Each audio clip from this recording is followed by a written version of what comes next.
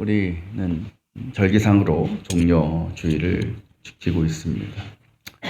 종려주일에 일어났던 가장 중요한 사건 중에 하나는 바로 오늘 우리가 읽었던 예수님께서 예루살렘에 입성하시는 장면일 것입니다. 예수님께서 예루살렘에 들어오신다는 소식이 주민들에게 전해졌습니다. 그러자 온 주민들이 마을 입구로 나와서 예수님을 기다렸습니다. 시간이 흘러서 저 멀리서 예수님과 제자들의 모습이 보이기 시작했습니다. 그때부터 이들은 본격적으로 예수님을 맞이할 준비를 하기 시작합니다.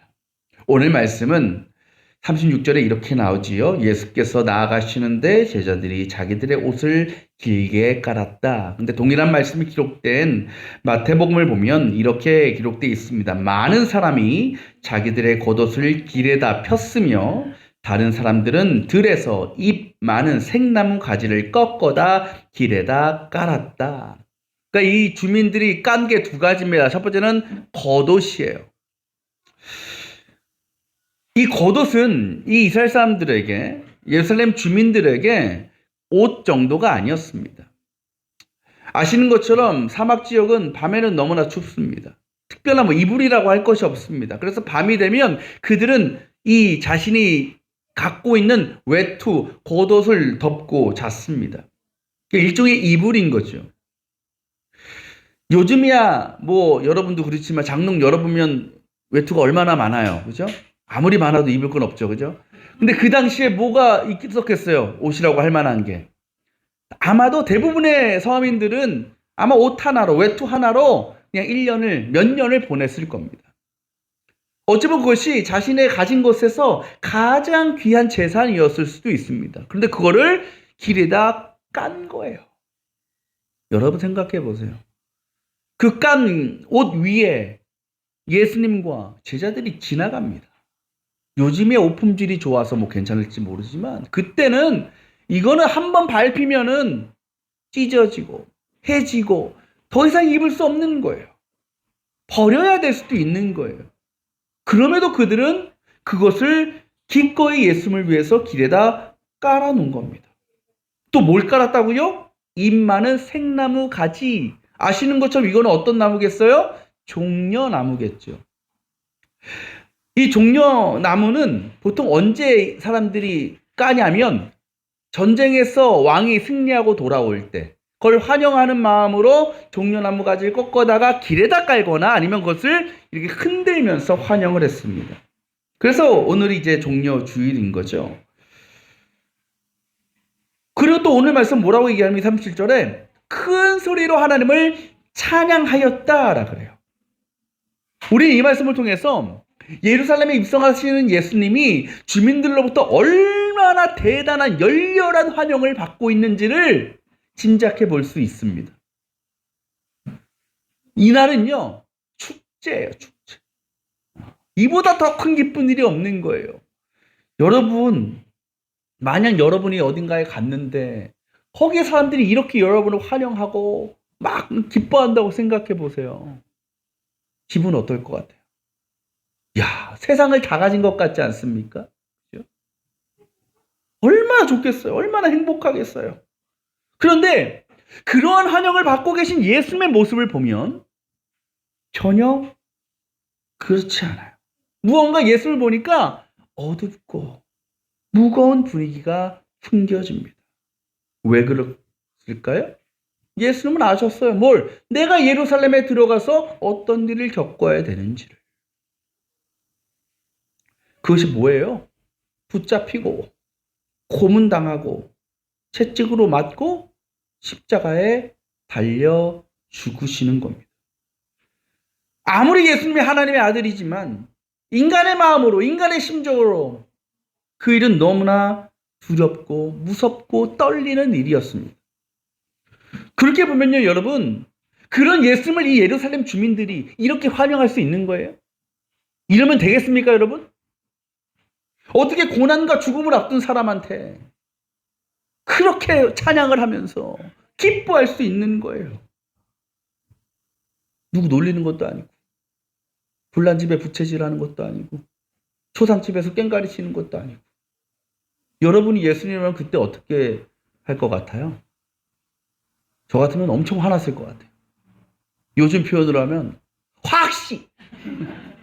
안 웃으시는 분은 시대에 뒤떨어진 분이시고 웃으시는 분은 너무 앞서가신 분들이고 확시 할 것 같아요.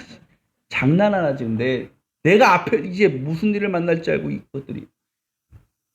그럼 우리 이렇게 생각해 볼 수 있죠. 아, 예루살렘 주민들이 몰랐구나. 예루살렘에서 예수님이 당하실 일에 대해서 몰랐구나. 아니, 알았으면 어떻게 정상적인 인간이라면 저럴 수 있느냐고요. 그죠? 근데 여러분, 그들이 몰랐을까요? 아닙니다. 알고 있었어요. 근거가 여러 가지가 있거든요. 먼저요, 구약의 말씀, 그들이 배워오고 들어오던 구약의 말씀이 그걸 증명하고 있어요.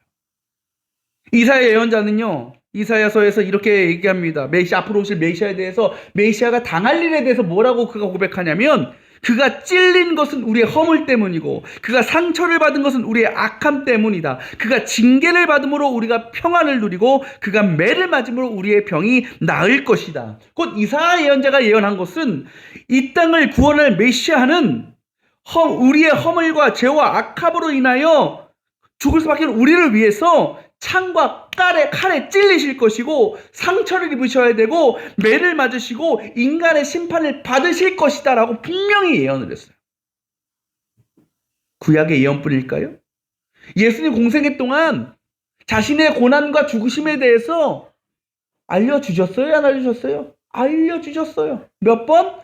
3번 알려주셨어요. 여러분, 삶은 완전 순입니다. 3번 알려주셨다는 것은 두 가지 의미가 있어요. 하나는 그 일이 분명히 일어날 것이다. 완벽하게 성취될 것이다 라는 것에 대한 말씀이고, 또 하나의 의미는 그것을 거의 모든 사람들이 다 듣고 알게 될 것이다 라는 거예요.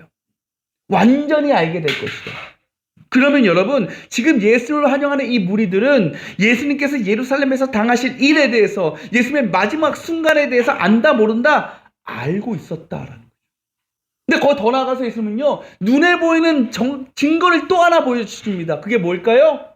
예수님 뭐 타고 들어가셨어요? 새끼 나귀를 타고 들어가셨어요. 사실 그 당시에는요, 왕이요 나귀를 타기도 했어요. 왕은 말도 타고요, 나귀도 탑니다. 근데 언제 말을 타고 언제 나귀를 타느냐? 언제 말을 탈까요? 전쟁에 나갈 때. 특히 전쟁에서 승리하고 돌아올 때 말을 타고 들어와요. 왜? 말이라는 동물이 승리, 영광을 상징했거든요. 근데 나귀도 탔는데 나귀는 언제 타느냐? 아주 일상이 평화로울 때. 아무 일 없을 때. 그래서 나귀가 평화를 상징하거든요. 그럴 때는 나귀를 타고 뭐 이렇게 그 지역을 이렇게 돌아다니시기도 하고 그랬다라는 거예요. 그것도 예수님께서 나귀를 타시고, 그것도 그냥 나귀가 아니고 나귀 새끼를 타고 들어가신 것은 분명한 목적이 있었을 거라는 거죠. 왜?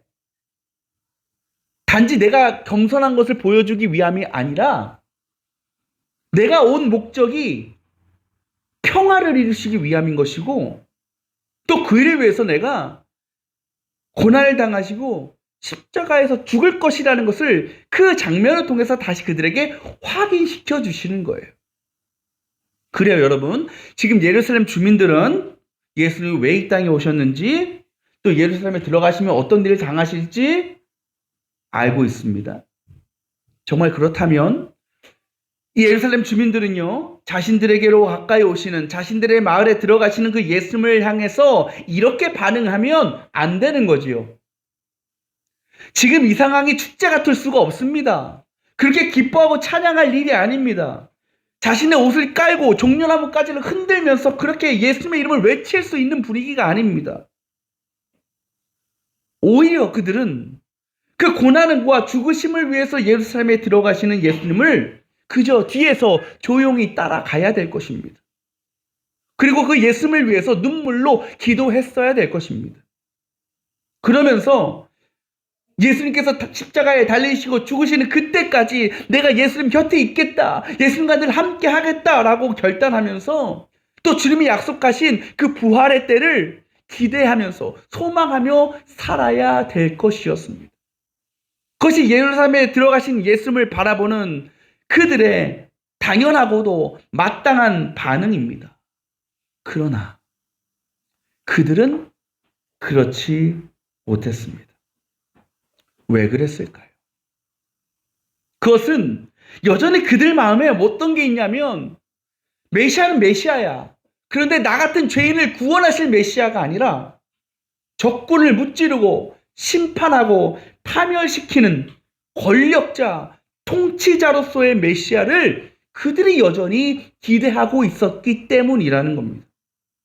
특히 지금 로마의 식민 지배를 받고 있잖아요. 로마의 속국으로서 큰 고통과 핍박을 받으며 살았던 그들은 하나님께서 보내실 메시아를 통해서 다시 자신들이 하나님의 선민으로 세상을 지배하고 다스리는 위대한 민족이 될 것을 기대하고 소망하고 있었다라는 겁니다. 곧 그들은 죄로부터의 구원이 아니라 하나님 나라 영원한 생명이 아니라 지금 당장 자신들의 삶의 문제, 현실의 고통으로부터 해방되고 자유를 얻게 되는 것이 더 중요했고, 그것을 이루기 위해서 예수를 믿고 따르고 찬양하고 경배했다라는 것을 우리는 알 수 있습니다. 근데 여러분, 예루살렘에 들어가신 이후에 예수의 모습은요, 그들이 기대했던 것과 같아요, 달라요? 너무나 다르죠. 그죠? 예수님에게 어떤 일이 일어납니까? 그들은 이걸 기대했어요. 예수님이 들어가셔서 놀라운 기적을 보여주시고 능력을 보여주셔서 원수들을 무너뜨리실 것이다. 심판하실 것이다. 그렇게 기대했던 예수님이 어떻게 됩니까? 로마 병사들에게 붙잡히십니다. 끌려가십니다. 채찍을 맞으십니다. 그것도 재판장에 서 계십니다. 예수님이 심판의 주체가 돼야 되는데 오히려 지금 예수님은 인간으로부터 심판을 받는 범죄자 같은 모습으로 서 계신 겁니다. 그때 재판장이었던 빌라도가 그곳에 모인 사람들에게 묻지요. 그리스도라고 하는 이 사람을 어떻게 해야 하는가? 그 물음에 사람들이 똑같이 외칩니다. 뭐라고요? 십자가에 못 박아라. 지금 예수님을 향해서 십자가에 못 박으라고 외치는 이 사람들이 누굽니까? 바로 며칠 전 예루살렘에 들어오시는 예수님을 향해서 옷을 깔고 종려나무 가지를 흔들면서 환영하고 기뻐하던 사람들이었습니다. 그랬던 그들이 지금은 예수님을 당장 죽이라고 십자가에 못 박으라고 소리치고 있는 것입니다. 이들이 왜 이렇게 된 것입니까? 바로 예수님을 구세주라고 믿는다고 하면서도 예수님을 보내신 하나님의 뜻과 말씀과 계획이 아니라 자기들의 인간적인 생각과 욕심을 더 앞세웠기 때문이 아니었겠습니까? 예수님을 향해서 호산나는 외치고 있지만 그것이 온 세상을 향한 죄로부터의 구원이 아니라 여전히 자신의 욕심과 유익을 채움으로써 누리게 될 구원을 그들이 기대하고 있어서가 아니었겠습니까? 그렇게 그들은 자신들의 기대와 소망과는 전혀 다른 모습으로 서 계신 예수님 앞에서 모든 것을 포기하고 주님을 떠났습니다. 과거에 베드로가 그랬던 것처럼 가룟 유다가 그랬던 것처럼 그들도 그러했습니다. 근데 여러분, 우리도 때로요, 이 예루살렘 주민들처럼 주님을 바라보고 믿고 따르려고 할 때가 있습니다. 그러니까 우리의 믿음과 우리의 신앙의 이유가 세상에서 부귀영화를 누리고 나의 개인적인 소망을 이루고 그런 것이 된다라는 거죠. 나의 믿음을 통해서, 나의 순종을 통해서 내가 원하고 내가 바라고 내가 꿈꾸는 일들을 보상받으려고 하는 것. 물론 여러분 가운데 복음이 뭔지 모르시는 분 있어요? 없어요? 예수님께서 왜 이 땅에 오셨는지, 그리고 무엇을 통해서 우리를 죄로부터 자유케 하시는지, 구원하셨는지 다 잘 알고 있습니다.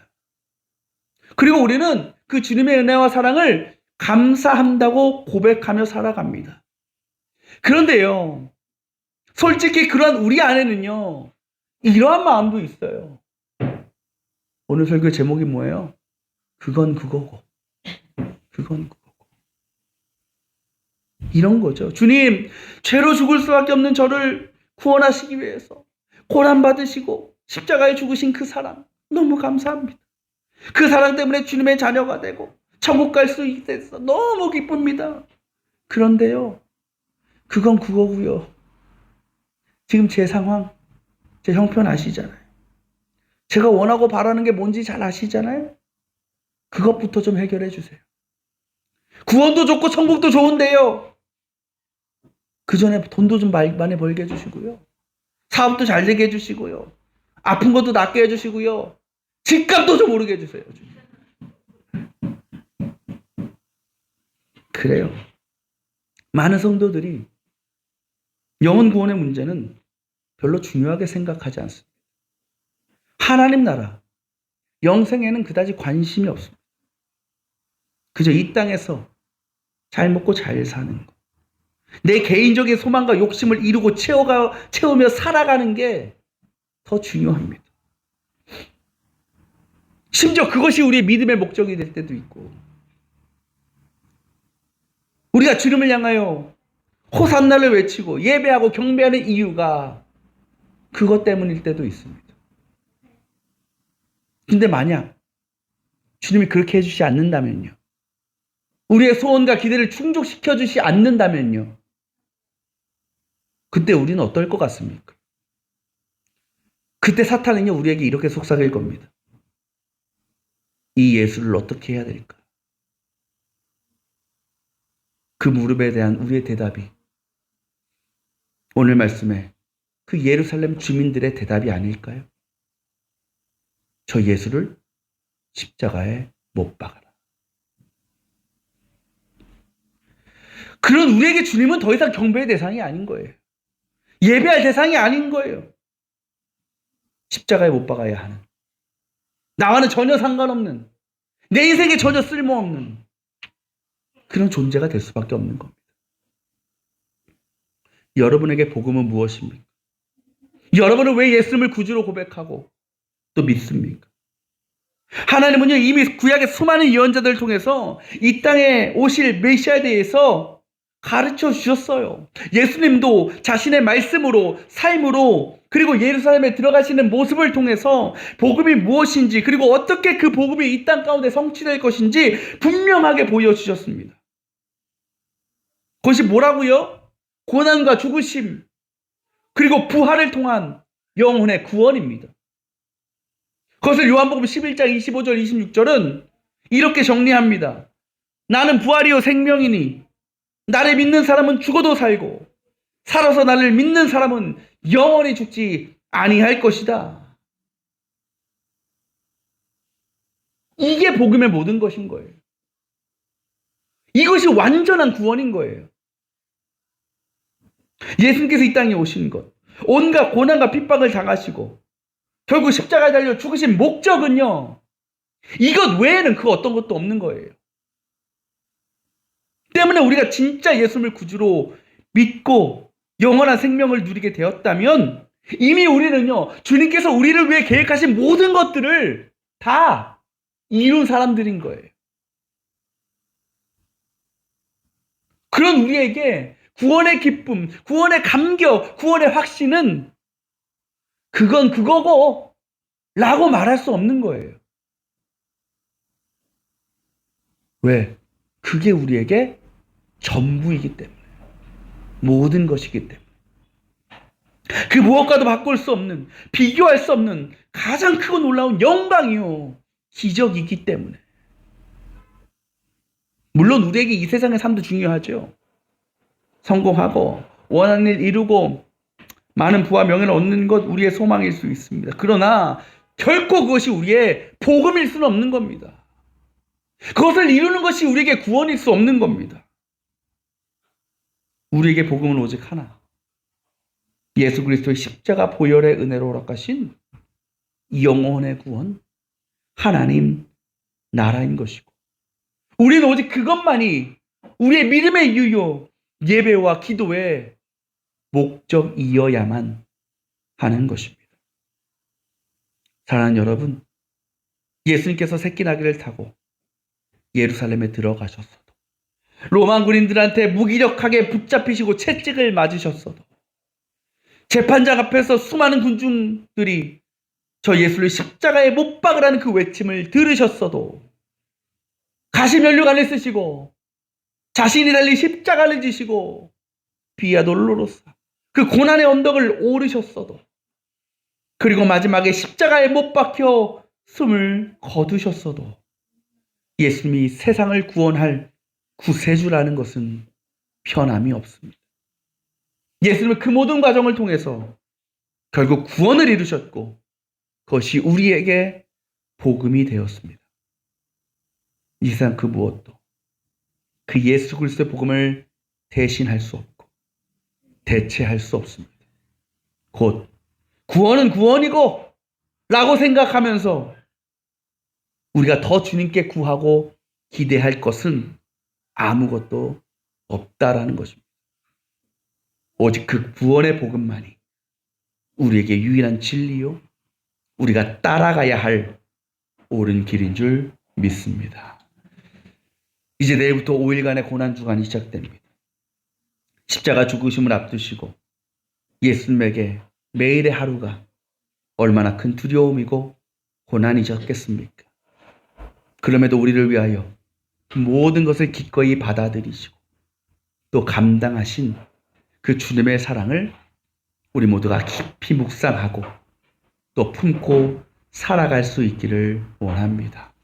그 시간을 통해서 그동안 우리가 세상의 일에만 너무 빠져 있느라, 세상적인 일에만 관심과 소망을 두고 살아가느라 잊고 있었던 구원의 기쁨과 감사와 감격을 다시 회복할 수 있기를 원합니다. 그렇게 그 무엇도 더하지 않는 오직 예수 그리스도, 그 주님의 복음 하나로 충분한 삶으로 모든 상황 속에서 날마다 하나님 나라의 평안과 부요함을 누리며 살아갈 수 있는 우리 모두 성도들의 거룩한 고난주간의 시간, 그리고 앞으로 믿음의 여정이 될 수 있기를 주님의 이름으로 축원합니다.